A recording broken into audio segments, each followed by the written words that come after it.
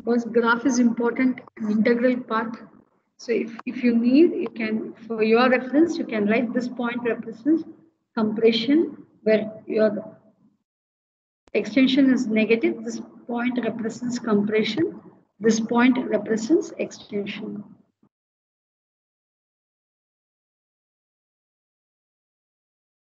So compression and extension.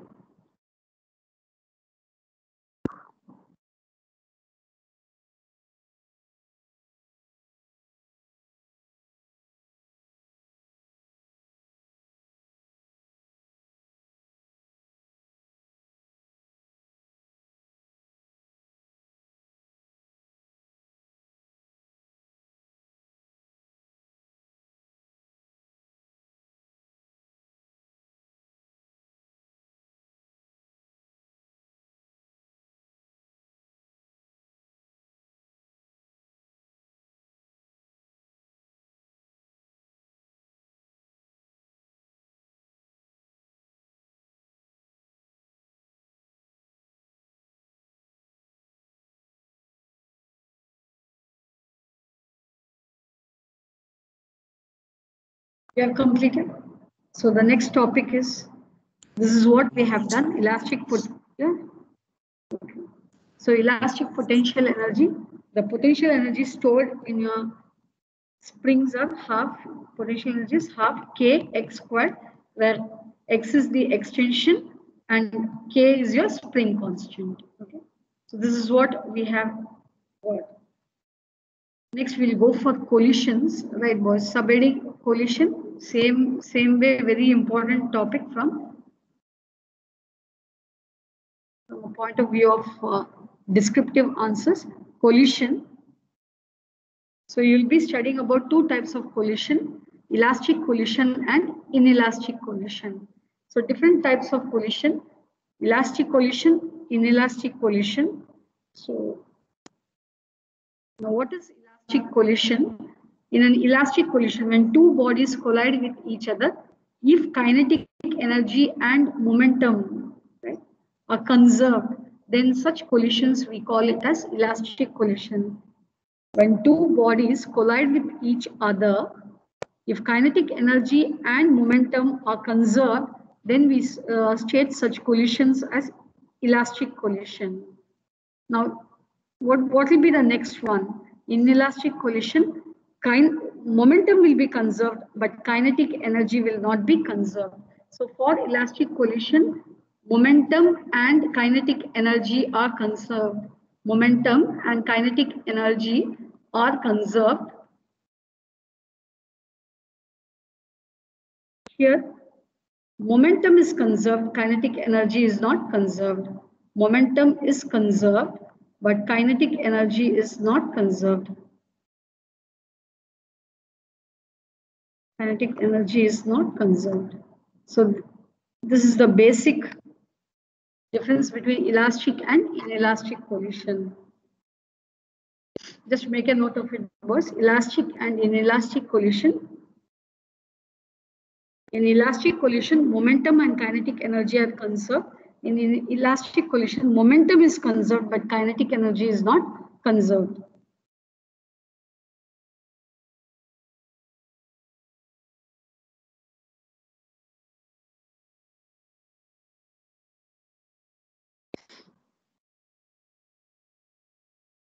So we'll start with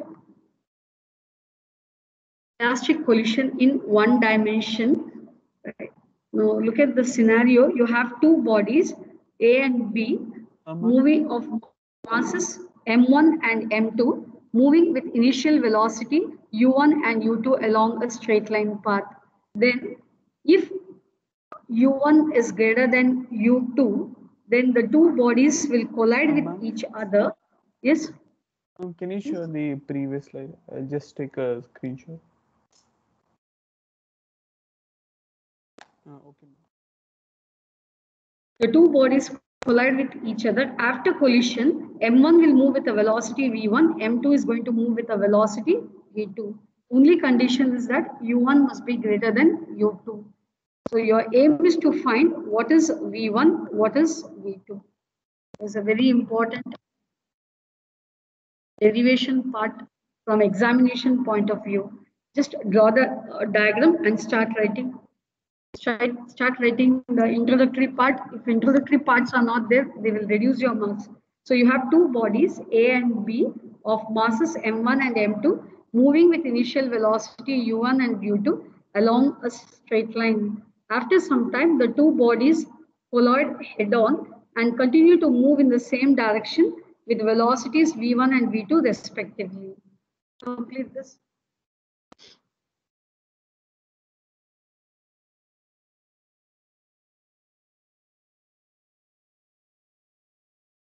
Consider two bodies of A and B of masses along the same straight line. After some time, the two bodies collide head-on and continue moving in the same direction with velocities v1 and v2 respectively.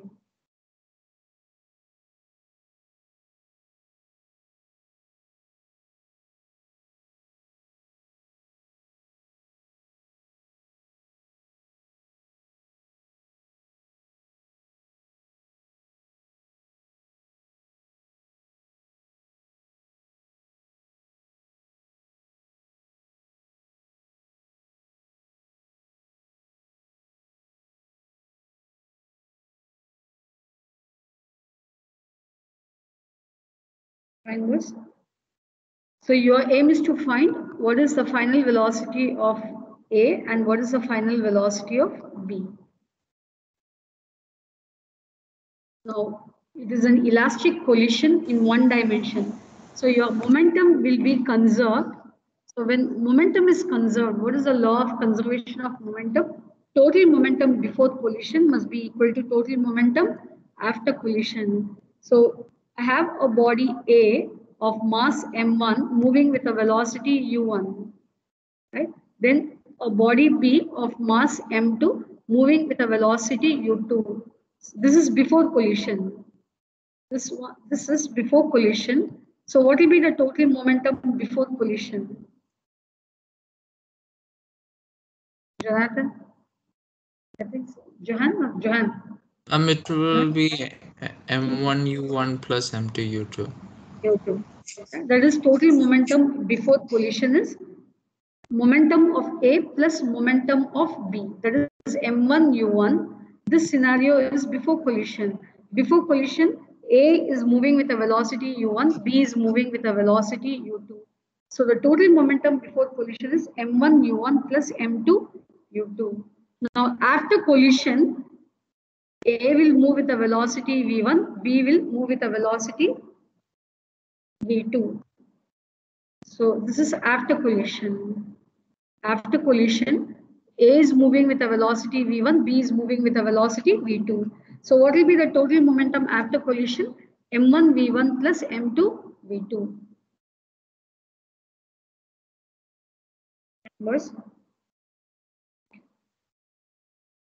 Now what we'll do is, boys, the term which has m1, I'm moving it to the other side. The term which is having m2, I'm moving it onto the right side, right?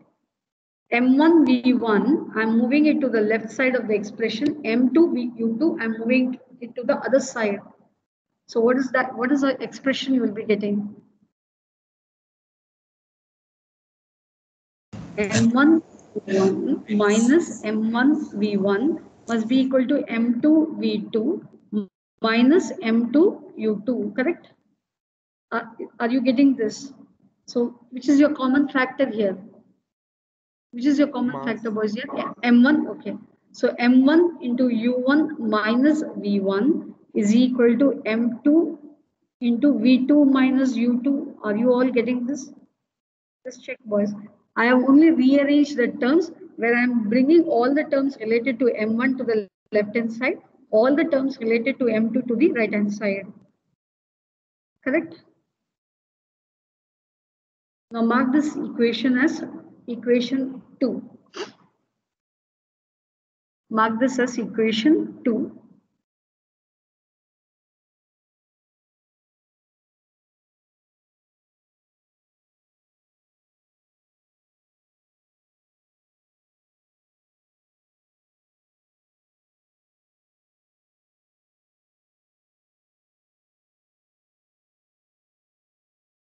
Now you apply your law of conservation of kinetic energy.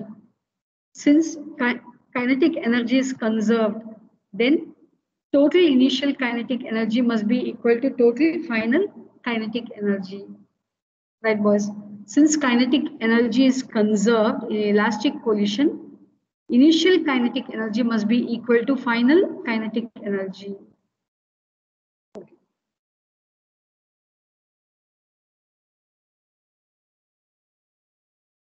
So what will be the initial kinetic energy? What is total initial kinetic energy? What is the kinetic energy of body A before collision? Half m1 u1 square. Half m1, okay, half m1 u1 square. What is the initial kinetic energy of body B before collision? Huh? Half m2 u2 square, okay. That must be equal to, what is the final kinetic energy of body A? Half m2 v2 square. No, body A, m1, correct, m1 v1 square. What is the kinetic energy of body B after collision? Half m2 v2 square. Now, which is the common factor over here? Boys, do you understand what it is? Boys, do you all understand? Yes, ma'am. The half is common. Yeah. So we can cancel. So half m1 u1 square plus half m2 u2 square is the initial kinetic energy of both body A and B.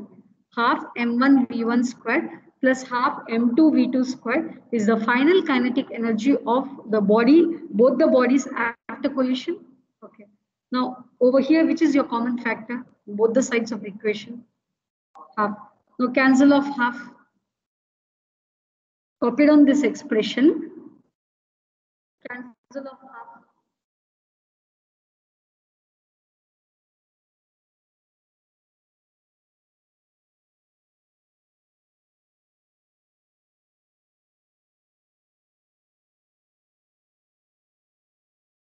Okay. Have you cancelled off? Same way, all u1 terms, sorry, m1 terms, you bring it to the left hand side, m2 to the right hand side. Half and half, all the halves will get cancelled. Now, what you have to do is that all the terms which is going to have m1, you bring it to the left hand side of the expression, m2 to the right hand side of the expression. I want to have an equation where your left hand side should have terms containing m1, the right hand side should have terms containing to m2. Finished? So what is that you are getting? Are you getting this? m1 into u1 squared minus v1 squared. Correct, boys? Should I do this for others? Boys, should I do m1 u1 squared plus half m2 u2 squared was equal to half m1 v1 squared plus half m2 v2 squared. Anyway, half and half will get cancelled. What we have done is we have taken this m1 term on your left hand side and this m2 term on your right hand side. Interchange them. So when you interchange, I will have m1 u1 squared minus m1 v1 squared is equal to m2 v2 squared minus m2 u2 squared. Correct, boys? So what is common in this expression? m1 is common. So m1 into u1 squared minus v1 squared will be equal to m2 into v2 squared minus u2 squared. Is that clear, boys? Mark this as equation. Was it 2 or 3? Okay, mark this as equation 3. Right? Now, what you do is divide equation 3 by 1. Sorry, 2.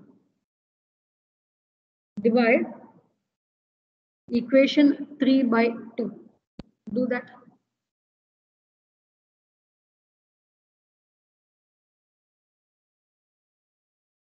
Are you able to follow, boys? Ma'am, the diagram for this is the one that you showed on the first slide. Correct. Only one Okay. time. Divide equation 3 by 2.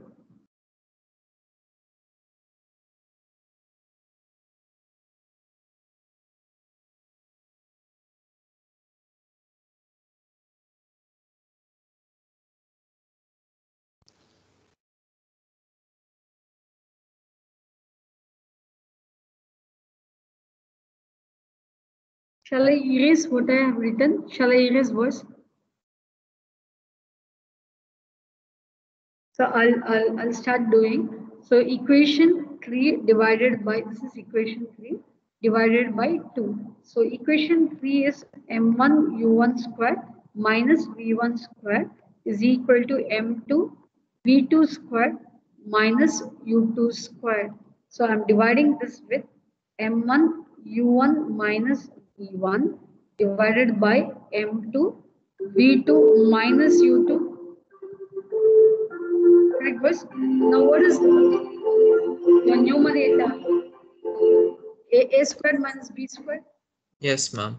Yeah, so it becomes u1 plus v1 into u1 minus v1 divided by u1 minus v1.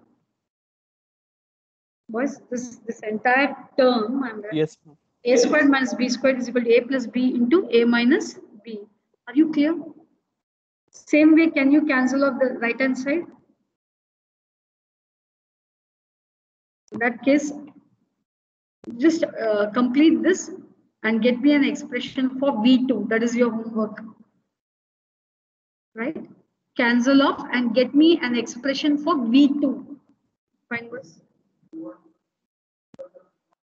Yeah. So get me an expression.